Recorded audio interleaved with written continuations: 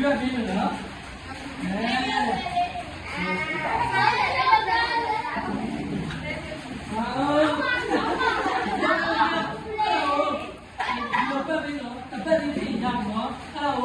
အရင်ဆုံးတယောက်ရင်သွားမယ်တယောက်ပြီးမှနောက်တစ်ယောက်သွားမယ်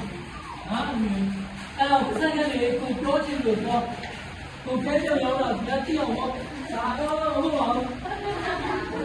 တဲ့တယောက်အဲ့လိုတော့ကိုရောက်တာကိုကပါစက်ကလေးကိုမကြည့်နိုင်တော့ကျွန်တော်တို့ဘာရောက်တာလဲတော့မရဘူးဒီလိုတို့ကြိုက်လို့နော်အဲ့လိုမကြောက်ဘူးလားကြိုက်တော့မတူရတော့ဘူးနော်ဟုတ်ပြီ ready 1 2 3